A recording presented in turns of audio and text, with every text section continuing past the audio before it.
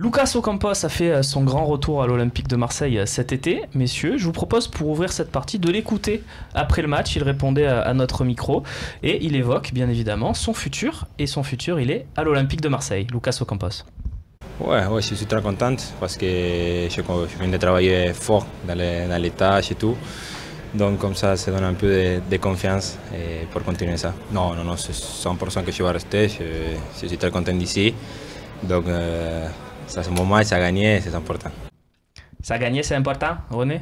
Tu es d'accord? Oui, mais bien sûr que c'est important. Non, Ocampos qui reste, c'est sûr à 100%, il te le dit. Tu es content? Écoute-moi, Ocampos, je vais te dire un truc. Quand il est arrivé à l'Olympique de Marseille, j'étais content. Un peu comme le style Machach. Quand il est arrivé, je dis, putain, on prend Machach. Qui fait un bon début de saison, Machach. Ils n'ont pas su hein. prendre de leur chance la première saison. Voilà. Moi, j'espère que cette année, Ocampos, il saura prendre sa chance. Et j'ai l'impression qu'il est motivé à 100%. Dans les matchs, je le trouve pas si dégueulasse que ça. Il peut faire mieux, mais... Voilà. Alors moi, ce qui était intéressant, c'est que c'est très intéressant de faire les stages d'avant-saison à l'Olympique de Marseille. Je l'avais fait aussi avec Didier Deschamps. Donc là, cette année, je suis allé pour France 3 en Suisse pour le premier stage.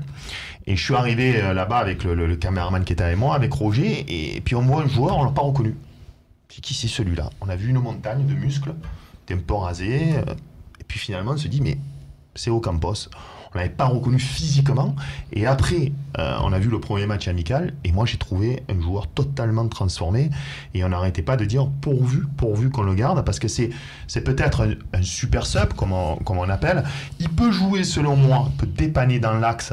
D'autres entraîneurs l'avaient fait pour faire reposer parce qu'il aime bien avoir un petit peu d'espace. À mon avis, sur un côté, il est peut-être pas assez technique pour... Ouais, il a une bonne couverture de balle aussi. Sur les longs ballons, il peut servir. Il est costaud, il a pris de la masse musculaire en Italie. Donc tu es content qu'il reste toi? Moi, franchement, je suis très content. Et puis c'est tu le préfères à Kabela et NG? Ah ouais, pas photo pour moi. Il est au-dessus pour toi? Oui. Pour vous aussi, messieurs? Après, moi, aujourd'hui, je serais quand même... Attention, il est derrière les titulaires. Oui, évidemment. Non, mais je pense qu'il faut être prudent parce que tu vois, sur le début de saison, t'as un NG qui fait des super matchs de préparation. Il rentre sur ce match, le premier match à domicile. Il débloque la situation et là ça y est, NG, tu le mets titulaire derrière, tu vois que pour le coup il a servi à rien, voilà. Donc je pense qu'il faut être prudent par rapport à tous ces joueurs. Effectivement, je suis d'accord, pour moi il peut apporter un peu plus, mais en même temps je pense que aussi bien lui Ocampos donc que NG, c'est des joueurs qui ils vont nous servir, mais vraiment en tant que remplaçant et de temps en temps en tant que titulaire. Faire attention. Alors, on a juste un message sur le live talk. Après René, je te laisse exprimer ton opinion. Zako, hashtag live talk si vous voulez participer, donnez votre avis, posez vos questions. On est d'accord, non? C'est pas le même profil, messieurs? Non, mais c'est vraiment au niveau du poste ou au niveau de Brandao, on lui tapait dessus et que donc, enfin, je sais pas pourquoi cette question. Non, je pense qu'il parle du poste, du profil de joueur. Rien à voir. Non. Bon, Zako, essaye encore. Il y aura peut-être la partie question-réponse pour te rattraper tout à l'heure. René, ouais, mais est-ce que tu voulais dire après on écoutera Babou quand même? Tu vois, ce qui me fait dire, c'est que Ocampos, je le vois un petit peu comme, juste raison, un peu comme Kabela, tu vois, c'est des mecs qui sont super bons quand tu les fais rentrer en cours de jeu. Tu les mets titulaires, ils foutent rien. Et tu mets qui titulaire quand il n'y a pas Payet alors? Quand il n'y a pas Payet, quand il n'y a pas Payet, tu tentes.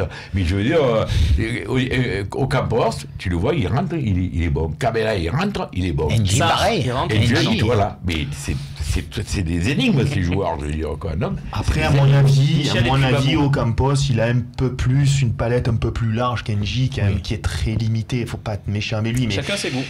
Mais il va vite, il perd fort, il est pas maladroit devant le but. Moi je préfère NG, mais chacun ses goûts. Bien sûr, mais techniquement, à mon avis, Ocampos, il a un peu plus de palette. Babou, toi c'est Kabela. Ouais, non, mais alors, non, je suis content que Ocampos ait réussi à bousculer un peu la hiérarchie. Presque, j'aimerais bien garder les trois. Bon, Bounassar, c'est sûr, lui, c'est terminé et il n'y a plus d'avenir, je crois. On l'embrasse. Mais alors, juste parce que Kabela a un profil la vachement plus milieu de terrain, alors qu'Ocampos et NG, je trouve qu'ils peuvent jouer beaucoup plus haut. Et c'est un mec qui aura plus de stats que Kabela. Ocampos, je suis sûr qu'il marquera plus que Kabela cette année, c'est sûr. C'est un joueur quand même qui, devant le but, est présent. Il a beaucoup de présence. Mais c'est vrai qu'il a changé son jeu. Moi, ce que je reprochais un peu à Ocampos, c'était ses contrôles américains. Ses prises de balles, elles étaient vraiment pas bonnes. Je sais pas si t'as remarqué, regarde la parole Fabrice, mais son premier ballon en une touche où il écarte sur le côté. C'est ça. Rien que ça, c'était Ocampos. En une touche de balle, et surtout il a changé ça. Je pense que c'est ce côté aussi athlétique qu'il a appris un petit peu. Dans ses contrôles maintenant, il essaye quand même de protéger d'abord le ballon et ensuite d'essayer de le redonner. Et chose qu'avant, il voulait toujours éliminer par le contrôle. Il faisait des contrôles extérieurs ou intérieurs, mais les ballons partaient à 3 mètres et on perdait le ballon. Et puis Michel et puis Max. Voilà, Allez, c'est 10 secondes, que ce soit bien clair dans mon propos. Ocampos, remplaçant. Je suis pas un fan, c'est bien clair. Joueur de rotation. Qu'on se méprenne.